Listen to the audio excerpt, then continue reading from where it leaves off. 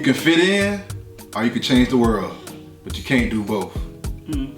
What's going on, beautiful people? It's your boy, Mr. HighLife Film. And it's your lady, Tramika. Yes, and we just leaving the Higher Learning HighLife Book Club. Another great read. How you feel about this read today? Man, this read was amazing. Yeah, as always. So we have a book club. We meet every day, Monday through Friday at 12 o'clock noon. If you're not a part of it, it's Higher Learning HighLife Book Club on Facebook. We meet every day at 12 o'clock via Zoom. And we also go live on Facebook and sometimes on YouTube. So we usually read some straightforward mindset books or financial books or business entrepreneurship books, and it don't have no fluff, no description or nothing. It just goes straight to the point. This is the mindset you need. This is what you got to do in order to do what you need to do. You know, he went into details. My boy went into details. It kind of like Mr. Owen said it today. He said it kind of felt like a novel a little bit. You know, very, very descriptive. And I kind of I like it though. I like that part of it. Yeah, because it really gives you an idea. It allows you to imaginate like how these characters really are, like how they look, what they look like, how they carry themselves. And it was interesting how it went into who's in the room. You never know who you in the room with. And how it had different characters of, the homeless person, the artist, the entrepreneur, and how you actually treat certain people.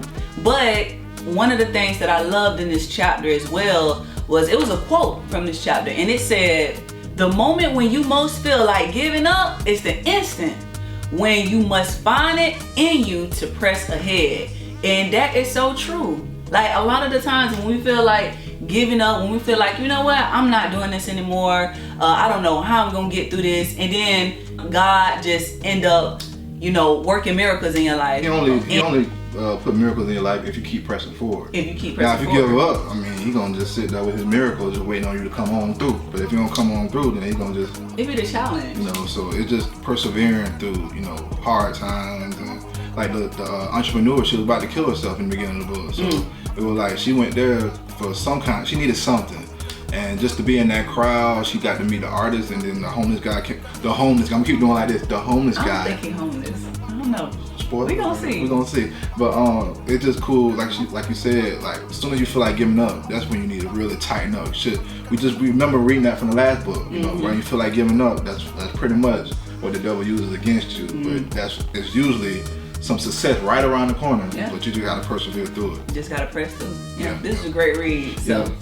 Another part, I want to say a quote. It was a Picasso quote. And he said, "Learn the rules like a pro, so you can break them like an artist." I was like, "Oh yes," because you got to know the rules to the game. If you don't know the rules to the game, you get played. You feel me? So it's cool. It kind of reminded me because I was watching a video earlier, and it was talking about Donald Trump. And so I know it's always something about Donald Trump, but but Donald Trump, he buried his ex-wife on a golf course. So you know what that means, right? So what that means is tax implications. So basically, when you have a piece of land that is considered a cemetery, there's no capital gains tax, there's no income tax, there's no what's the other kind of tax? Tax. You can't if you get sued by someone, they can't take that property from you. The government can't foreclose on you. They can't seize your property just because it's a cemetery. So I thought that was like pretty smart on Donald Trump's part, because I'm like, wow, who would have thought to bury someone at their golf course? Yeah. Who would have thought of that? So but if you don't know the rules, you wouldn't do that. But if you know the rules, you know exactly what you need to do. You know what I mean? So, yeah, that's genius. And it reminds me because, it's just like there's a law that says if you don't know the law, then the law doesn't pertain to you. So the fact that, he said, learn the rules like a pro so you can break them like an artist. So that right there, that was genius. Yeah. And also another thing he said in there, he said that the rich invest in time, the poor invest in money. I was like, that was pretty good, because the rich people typically they're doing their most to buy their time back. They want to buy their time back. Poor people, they just want to impress people, so they get more money to impress people, to buy bigger things, bigger car, bigger house. It's only one of you, but you got a whole mansion, but it's only one of you. Who you trying to impress? Who you living for? So, you know, it's just a mindset thing. We read that, we know, like The Psychology of Money. We done read some pretty good books, but this was really a good read. It's not the norm of what we usually read in the book club, so that's why I really like it, because I'm always about, you know, doing something, you know, a little different. But this is definitely an amazing book. It's moving its way up my top 10, I'll tell you that much. It's moving right on up. So if you don't have the book, The 5 a.m. Club by Robin Sharma, make sure you get that book.